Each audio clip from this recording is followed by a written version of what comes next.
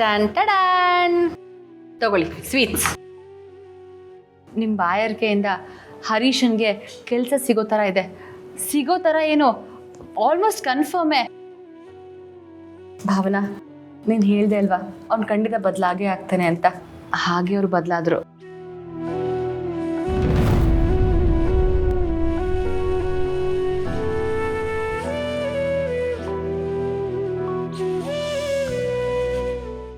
ಯಾಕೆ ಸಿದ್ದು ಅವರೇ ಇವನು ಯಾವಾಗಲೂ ಹೀಗೆ ಮಾಡ್ತಾನೆ?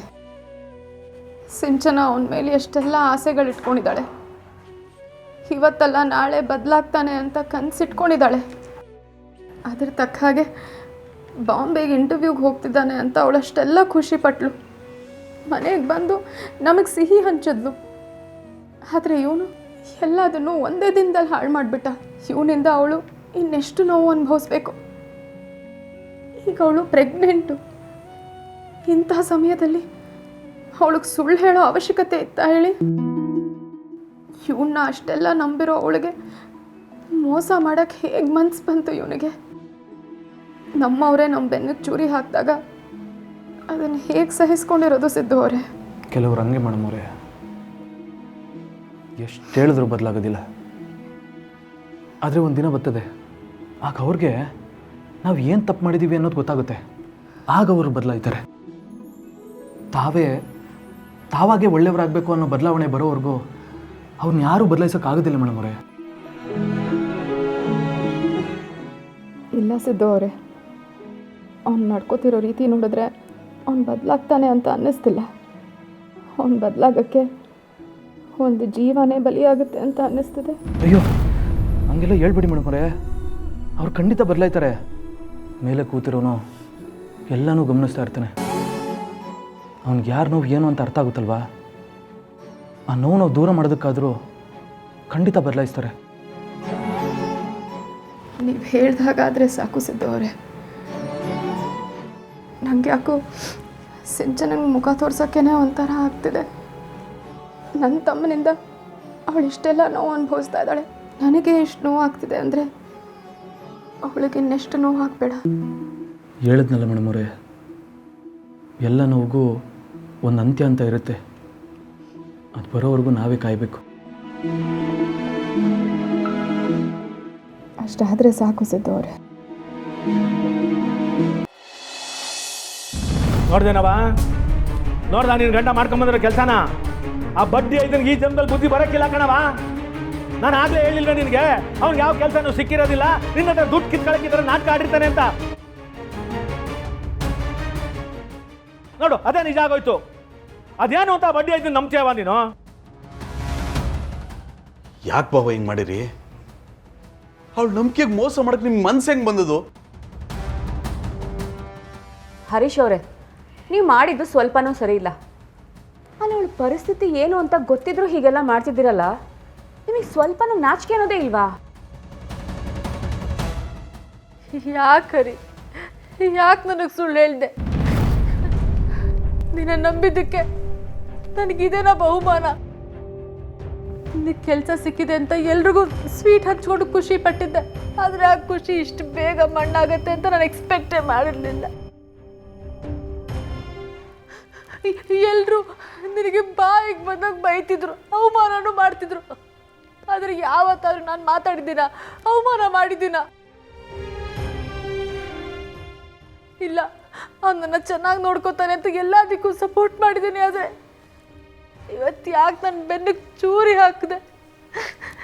ನಿನಗೆ ಮನಸ್ಸಾಕ್ಷಿ ಅನ್ನೋದೇ ಇಲ್ವಾ ಹರಿ?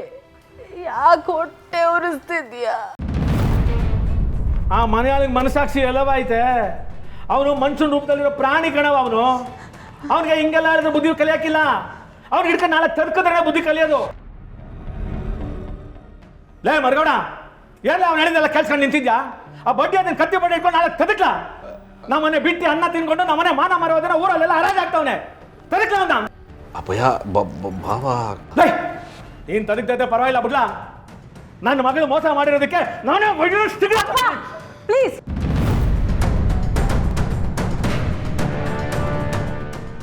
ನನ್ನ ಗಂಡನ ಮೇಲೆ ಕೈ ಮಾಡೋ ಅಧಿಕಾರ ನಿಮ್ಗೆ ಯಾರಿಗೂ ಇಲ್ಲ.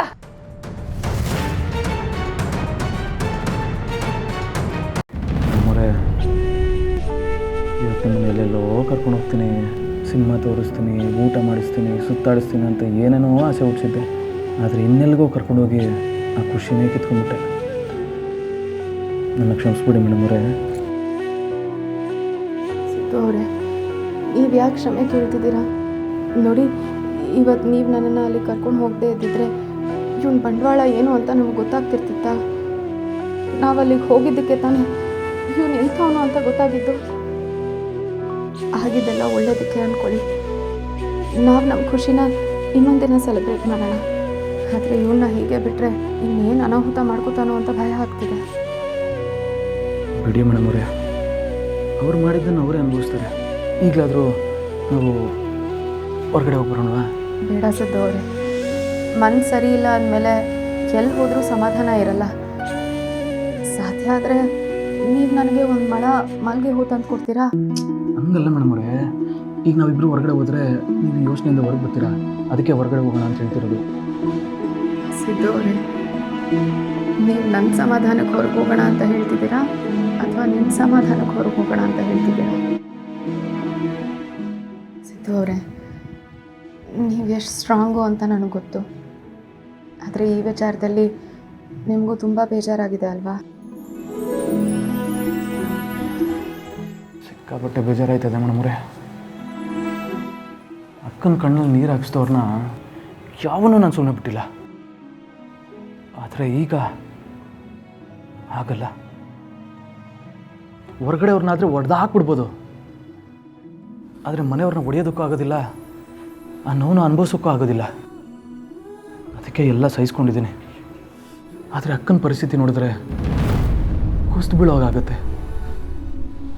ಸಿದ್ದು ಅವರೇ, ನನಗೆ ಇಷ್ಟೆಲ್ಲ ಧೈರ್ಯ ಹೇಳಿ ನೀವು ಹೀಗೆ ಬೇಜಾರು ಮಾಡ್ಕೊಂಡು ಕೂತ್ಕೊಂಡ್ರೆ ಹೇಗೆ? ನೀವಾಗಲೇ ಹೇಳಿದ್ರಲ್ಲ ಅವ್ನು ಸರಿ ಹೋಗ್ತಾನೆ ಅಂತ. ಆ ಸಮಯ ಬೇಗ ಬರಲಿ ಅಂತ ನಾವಿಬ್ಬರು ಬೇಡ್ಕೊಳ್ಳೋಣ. ಸರಿ, ಈಗ ಈ ವಿಷಯನ ಅಕ್ಕನ ಹೇಳೋದೇ ಬೇಡ. ಈಗ ಸದ್ಯಕ್ಕೇನು ಹೇಳೋದು ಬೇಡ ಸಿದ್ದು ಅವರೇ. ನಾವೆಲ್ಲ ವಿಷಯ ಹೇಳಿಬಿಟ್ರೆ ಹರೀಶನಿಗೆ ಭಯ ಅನ್ನೋದೇ ಹೊರಟೋಗುತ್ತೆ. ಈಗ ನಾವು ಸಿಂಚನನಿಗೆ ಹೇಳ್ತೀವೋ ಇನ್ನೂ ಅನ್ನೋ ಭಯದಲ್ಲಿದ್ದಾನಲ್ಲ, ಅದನ್ನೇ ಉಪಯೋಗಿಸ್ಕೊಂಡು ಅವನ್ನ ತಿದ್ದಣ. ಅಲ್ಲಿವರೆಗೂ ಏನೂ ಹೇಳೋದು ಬೇಡ.